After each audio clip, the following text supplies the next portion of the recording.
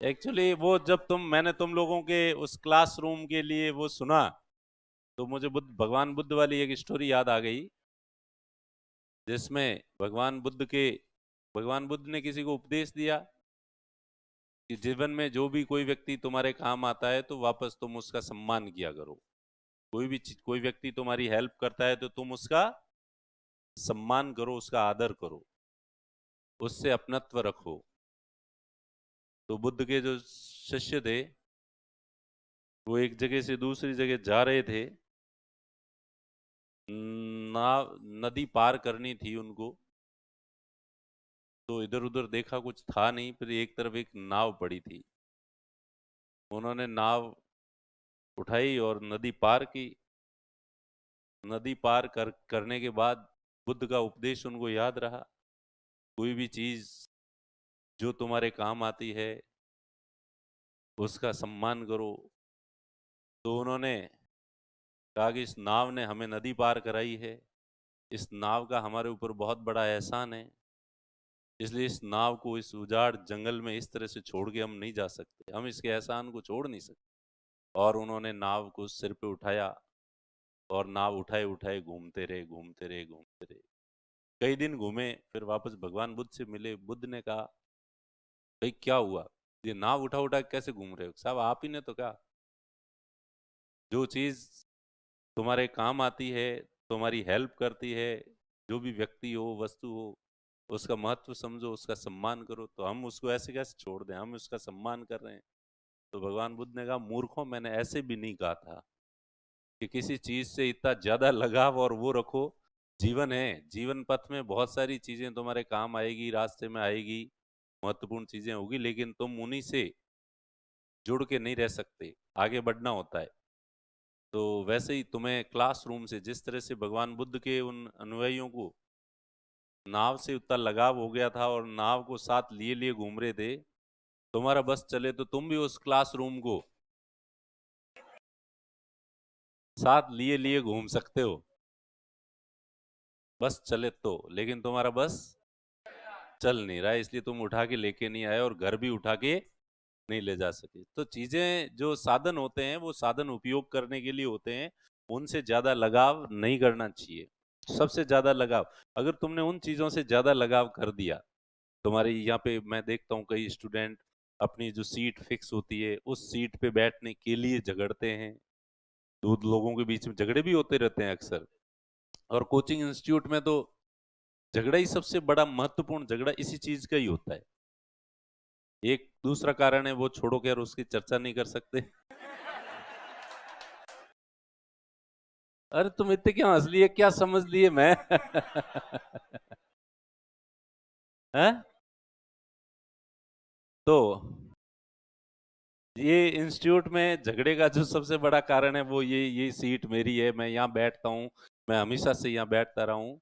तो अगर आप लोग इन दूसरी चीजों से बहुत ज्यादा प्रेम इन चीजों से करने लग जाते हैं, तो इसका मतलब है कि जिस चीज से, जिस पढ़ाई से आपको सबसे ज्यादा प्रेम करना है, उससे आप नहीं कर पाते हैं। ठीक है? तो इसलिए आपका सबसे ज्यादा पहला और सबसे महत्वपूर्ण जो प्यार है, वो पढ़ाई से ही होना चाहिए। बाकी सब चीजें गौण होनी चाहिए। बाकी सब चीजें, हम पढ़ते थे हॉस्टल में, हमारे साथ एक लड़का रहता, तो उसको पता पता नहीं किसी ने कह दिया स्वच्छ रहना चाहिए, स्वच्छ रहना चाहिए। तो वो वॉशरूम जाके आता था, टॉयलेट करके आता था, और शुरू शुरू में तो वो जो है पूरे हाथ, यहाँ से पूरे पैर और मुंह और पूरा धोता था। फिर भी उसे यूं लगता था कि नहीं नहीं नहीं नहीं, तो वॉशरूम जाने के बाद भी हर बार वो स्नान और करने लग जाता था। सत्य घटना पर आधारित है। और मुझे उसके बाद से सफाई से इतनी नफरत हो गई कि मैं कहा, ये सफाई रखना ही जीवन में कोई एकमात्र उद्देश्य थोड़ा ही होता है। इसलिए अपने जो है 3 3 दिन तक स्नान ही नहीं करते थे। तो स्नान करने का आइडिया कभी भी आता था कि 2 दिन हो गए यार, गंदे तो ज्यादा हो गए हैं। तो फिर अपने को लगता कि सपोज उसका नाम जो विक्रम है, सोहन है, मोहन है, जो भी है, तो वो अपन सोहन थोड़ी है। सोहन है जो दिन भर उसने सफाई को ही जीवन का एक उद्देश्य मान लिया है। तो अपन अपना सफाई कोई जीवन का उद्देश्य नहीं है। सफाई तो ठीक है, जीवन के उद्देश्य बहुत सारे दूसरे हैं, और उस उद्देश्य को प्राप्त करने के लिए सफाई, साफ सुथरा रहना एक माध्यम है। लेकिन इसका मतलब ये नहीं है कि दिन में 7 7 बार स्नान स्नान ही करते रहे। स्नान होता है या स्नान होता है? तो हमेशा अपना लक्ष्य जो याद रखो और अपना जो मकसद है वो यही है, पढ़ाई करना। और इसमें जो बाउंडेशन, किसी भी तरह की जो बाधा अगर किसी दूसरी चीज से उत्पन्न होती है तो वो नहीं होनी चाहिए। इसलिए सच्चा प्यार आपका क्या होना चाहिए? पढ़ाई होनी चाहिए। तो देखिए, पॉलिटी अपन पढ़ेंगे। पॉलिटी की 10 दिन की क्लास, जो बहुत ज्यादा बोरिंग लगेगी तुम लोगों को, बहुत ही ज्यादा ऐसा लगेगा मुझसे नफरत हो जाएगी तुम लोगों को। प्लीज मुझसे कर लेना, पर सब्जेक्ट से मत करना। क्योंकि पॉलिटी सबसे सिंपल सब्जेक्ट है, सबसे कम समय में पढ़ा जाने वाला सब्जेक्ट है, सबसे सरल है, तो सबसे आसानी से तुम लोगों को याद होगा। और जिस समय तुम एग्जाम देने के लिए जाओगे तो सबसे ज्यादा भरोसा तुम्हें पॉलिटी पे होगा। ये एक अलग बात है कि जब एग्जाम दे के बाहर निकलोगे तब मामला थोड़ा अलग होगा। फिर तुम जो है लठ लेके बाटे लेके मुझे ढूंढोगे कि कहाँ है वो मास्टर, उसको पकड़ के कूटते हैं। इतना भरोसा दिलाया था, इतना पढ़ाया था, और हमने सबसे ज्यादा मन लगा के पढ़ा भी इसी को था, और इसके सवाल ही हमसे सही नहीं हुए। ये एक अलग बात है। क्यों? क्योंकि आरपीएससी में जो पॉलिटी के क्वेश्चंस बनाता है वो कोई खोड़ला किस्म का आदमी है, और वो पेपर बनाते समय यही देखता है कि ये तो पढ़ा होगा, ये भी पढ़ा होगा, ये भी महत्वपूर्ण चीज है, ये पढ़ी होगी, ये पढ़ी होगी, ये पढ़ी होगी। वो यूं छांट के क्वेश्चन देता है कि कोई कितना ही डेप्थ में जाके पढ़ लेगा तो भी कम से कम ये बात तो कोई नहीं पढ़ेगा, और वहां से वो क्वेश्चन उठा के देता है। इसलिए अब ऐसा आदमी अगर पेपर बनाएगा तो उसका तो मैं क्या, आप भी कुछ नहीं कर सकते। इस वजह से आपके हो सकता है कि नंबर सबसे जो है वो कम आ सकते हैं इसमें, क्वालिटी में, लेकिन एग्जाम देते समय जो आत्मविश्वास है, जो कॉन्फिडेंस है, वो यही सब्जेक्ट दिलाएगा आप। और रिवीजन करने जब भी बैठोगे तो एक दिन में या ज्यादा से ज्यादा 2 दिन में पूरी पॉलिटी का रिवीजन आपसे हो जाएगा। इतना सिंपल सरल है, लेकिन शुरू शुरू में ये बहुत मुश्किल लगेगा, जटिल लगेगा। और इसका कारण है, इसका कारण है कि इसमें जो शब्दावली है, बहुत सारे जो शब्द आते हैं, टर्मिनोलॉजी जो है इसकी, आनुपातिक प्रतिनिधित्व पद्धति, एकल संक्रमणीय मत के द्वारा, विधि द्वारा स्थापित प्रक्रिया, विधि की सम्यक प्रक्रिया, विधि के समक्ष समता, विधि का समान संरक्षण। तो इस तरह के जो शब्द हैं वो बहुत ज्यादा आएंगे शुरू शुरू में, और वो सारे शुरू शुरू में आ जाएंगे, और आप लोगों को उनको कैच करना थोड़ा सा मुश्किल रहेगा। इसलिए आपको ये बकवास भी लगेगा, बोरिंग भी लगेगा, बुरा सा भी लगेगा। लेकिन मेरी आप लोगों से रिक्वेस्ट है कि प्लीज आप लोग शुरू में ही अपनी कोई धारणा न बनाएं इस सब्जेक्ट को लेके कि भाई ये टफ है। और मैं तो कह रहा हूं कि सब्जेक्ट क्या, किसी व्यक्ति के प्रति भी आपको एकदम से जो है अपनी धारणा नहीं बनानी चाहिए। वेट एंड वॉच करना चाहिए, क्योंकि कुछ व्यक्ति ऐसे हैं जिनके अवगुण आपको पहले दिखते हैं, लेकिन बाद में पता चलता है कि वो अवगुण बाहर दिखते ही ज्यादा हैं, लेकिन रियल में इतने अवगुण नहीं हैं, और वो आदमी बहुत अच्छा है। जैसे आप भरतपुर धौलपुर के आदमी से मिलोगे तो शुरू में आपको लगेगा कि अरे यार ये कैसा आदमी है, हर बात पे झगड़ा करने के लिए तैयार रहता है, और ये बोलता ही झगड़ा करने के लिए, ये तो पक्का ही झगड़ा करेगा, इसलिए इससे दूर रहें। लेकिन आप ज्यों ही उससे दोस्ती होगी, आप जो पता चलेगा आपको उस कठोर भाषा के पीछे एक कोमल हृदय होता है, कोमल दिल है, और आपको पता चलेगा कि ये जो है इससे भला और अच्छा इंसान आपको दूसरा नहीं मिलेगा। और ज्यों ही किसी मारवाड़ वाले से मिलोगे तो शुरू शुरू में इतना मीठा बोलेगा, आपको लगेगा कि अरे रे रे रे, ईश्वर का साक्षात अवतार तो यही है। लेकिन ज्यो ज्यो ज्यो आपकी दोस्ती पक्की बढ़ेगी तो आपको पता चलेगा कि इससे ज्यादा मंगता, इससे ज्यादा मतलबी। देखो आप, अब कई लोग मेरी तरफ ऐसे मत देखो, मतलब मैंने कहा और मुझे ही ऐसे गौर से देख रहे हो ठीक है। तो मारवाड़ वो है ना, एक दोहा है कि हाड़ोती में हिड़किया बसे, डोंडा बसे ढूंढाड़, मारवाड़ में मंगता बसे, मिनक बसे मेवाड़।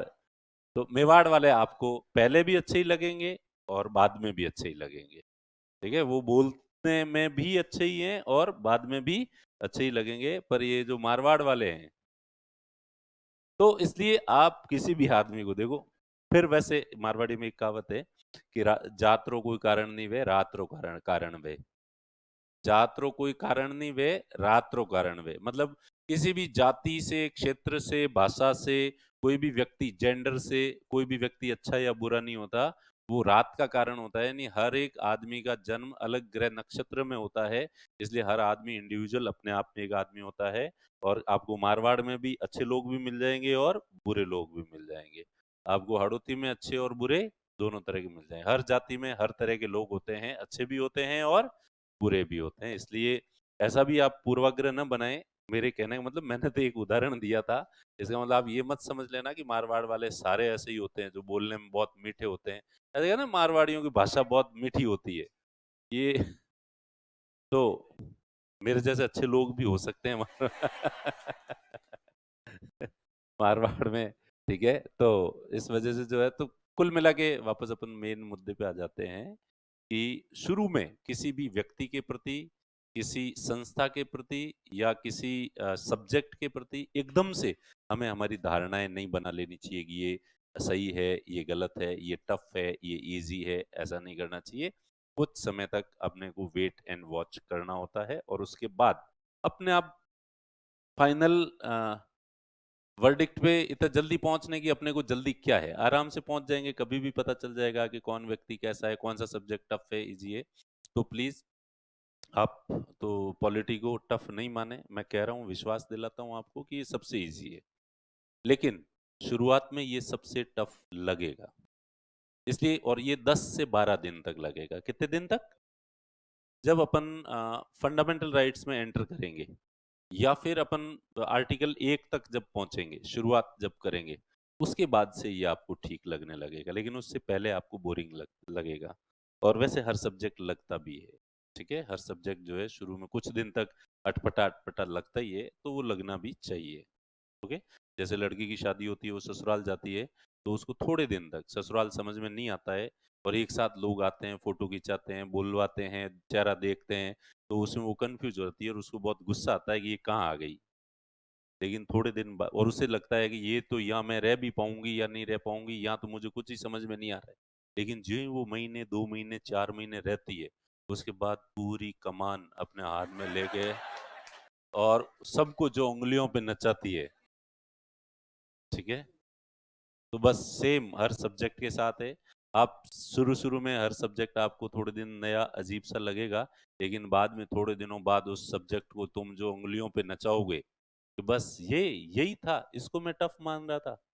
ठीक है, तो इस तरह से मेरा ये कहना है कि इस पॉलिटी को आपको 10 से 15 दिन तक हिम्मत रखनी है, और तब तक नेगेटिविटी अपने माइंड में नहीं लानी है। ओके, अपन भी कोशिश करेंगे कि थोड़ा धीरे धीरे पढ़ें। मैं आप लोगों को समझाने की पूरी कोशिश करूंगा, लेकिन कई सारे शब्द ऐसे होंगे जिनका मतलब मैं अभी नहीं समझाऊंगा आपको, इसलिए वो आपको समझ में नहीं आएंगे। आपको क्यों समझ में नहीं आएंगे? क्योंकि मैं समझाऊंगा ही नहीं। जब मैं समझाऊंगा ही नहीं, तो उनका मतलब समझ में नहीं आएगा। नहीं आएगा तो तुम ये मत मान लेना कि मुझे तो ये कुछ आता ही नहीं है, समझ में नहीं आता। तुम्हें इसलिए समझ में नहीं आया क्योंकि मैंने तुम्हें समझाया नहीं, और मैंने तुम्हें इसलिए नहीं समझाया है क्योंकि इनको समझाने का समय अभी तक आया नहीं है। और जो ही जब इसका समय आएगा, तब मैं आपको समझा दूंगा, और उस समय आपको वो बातें समझ में भी आ जाएगी। ठीक है, जैसे मैं बहुत समय तक कहूंगा जो स्पेशल मेजोरिटी से पास किया जाता है, अब तुम्हें विशेष बहुमत क्या होता है। ये विशेष बहुमत जब अपन उपराष्ट्रपति पढ़ लेंगे, आर्टिकल 70 तक पहुंच जाएंगे, उस समय मैं समझाऊंगा कि स्पेशल मेजोरिटी क्या होती है, इफेक्टिव मेजोरिटी क्या होती है, एब्सोल्यूट मेजोरिटी क्या होती है। तो ये उस समय समझाऊंगा, और ये बात आएगी अपने 1 महीने बाद। तब तक बीच में कई जगह स्पेशल मेजोरिटी टर्म आती है, तो तुम लोगों को बस इतना ही याद रखना है कि हाँ, ये काम स्पेशल मेजोरिटी से होता है। ओके, तो आप कोई पूर्वाग्रह नहीं बनाएंगे?